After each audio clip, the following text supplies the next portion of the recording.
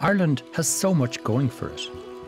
Our natural environment and incredible landscapes. It's great to stop every now and again to appreciate it all. It's hard to believe we're just a few miles from Dublin City and we're out here in the clean, fresh air, the tranquility, the beauty, and the opportunity to explore a wildlife habitat like this on our doorstep is just fantastic. As well as being beautiful, Ireland's woodlands have the potential to transform our economy. Every year we spend billions of euro importing fuels for heating. Reducing that figure will not only benefit our environment, it will also save us a fortune. The great news is we've got the perfect alternative, wood, a renewable ecological material.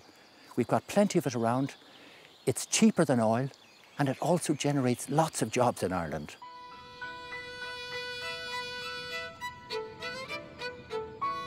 We're currently importing about 500 million litres of home heating oil into the country.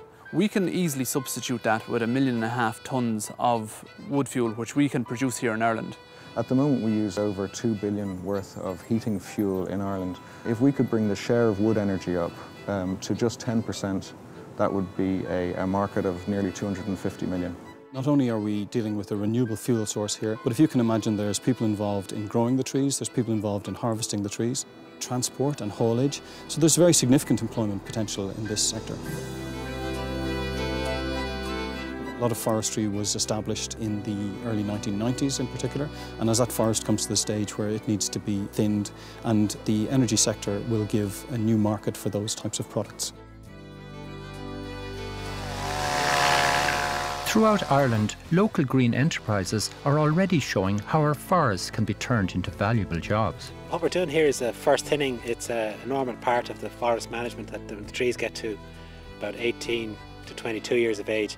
We go in and remove the smaller trees, so we've concentrated all the volume on fewer stems, and that tends to improve the price for timber at the end of the rotation. The team are working on Mary Byrne's farm in County Clare. Like many farmers, she availed of government forestry grants to plant her 8-acre forest 2 decades ago, and her trees are now ready for thinning. The reason we're doing it with the horses over machinery is, well, first of all, it's a small site. It financially wouldn't pay to bring a machine in to do a forest this size. The other reason is part of the woodland here is quite wet, and the machinery would do quite a lot of damage to the drains and to the standing timber as well. I have my own firing now, whereas I used to have to buy coal and oil before. Now I have my own wood. Is there a good income for it now? A very good income. I have seen a new income coming into me now. Switching to wood as a primary source of fuel is something that will not only benefit small farmers like Mary, but has the potential to become a major economic driver for rural Ireland and the whole country. What's happened now is that wood is starting to come back well on price compared to the alternative fuels such as oil, but also because of the environmental benefits. Making wood energy products economically viable will involve increasing the market for it. This means more consumers of heat switching from oil to wood. Research conducted by Coford has revealed how logs, wood chip and pellets only burn efficiently if they have a low moisture content. And a new standard has been introduced which guarantees the product. Like any industry, there's been a number of teething problems setting up the wood industry, and predominantly would have been because we hadn't got our own supplies. We would have been importing a lot of material. Some of that material would have been of low quality. But thankfully we've now started a new initiative, a new wood fuel quality assurance scheme. Wood is substantially cheaper than oil. Pellets are 30% less expensive and wood chip is half the price. So wood boilers quickly pay for themselves over a few years. If you take the typical costs for a house, which would burn about 2,000 euros worth of oil in a year, that house could save upwards of 1,000 euros per year on using wood chip. And if you take the cost differential of about 6,000 to put in a boiler, obviously they're going to pay that off over the course of about 6 years.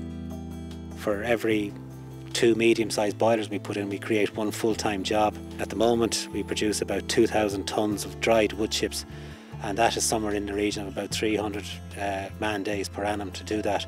And that's spread across a whole load of different industry sectors like haulage, chipping contractors, harvesting contractors.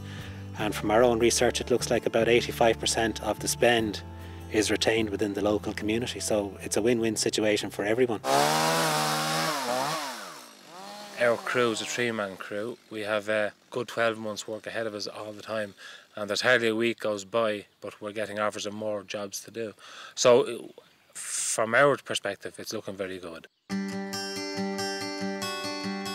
With forests like Mary's dotted throughout the country, there's a plentiful supply of raw material.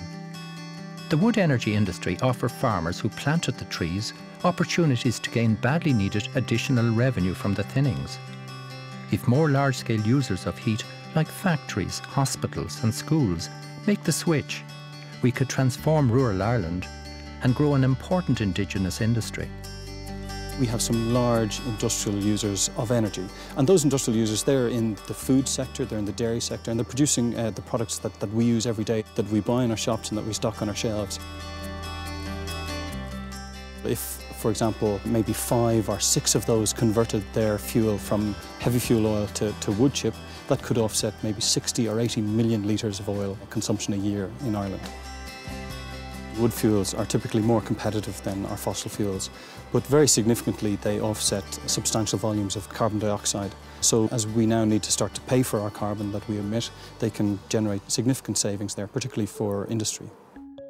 Irish company Clear Power has installed over 70 commercial-scale wood-burning plants around the country, producing 35 megawatts of power, including this one in UCD.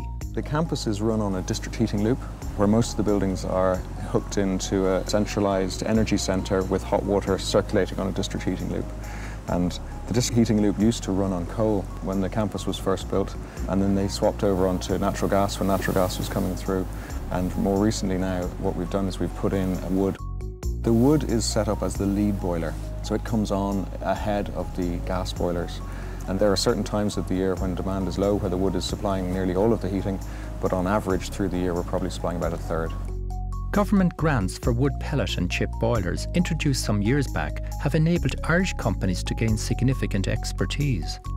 Clear Power have used this experience to win contracts abroad. We've won a large project for the BSkyB head offices in West London, which is actually moving into electricity as well. We're delivering 1 megawatt of electricity and about 7 megawatts of heat.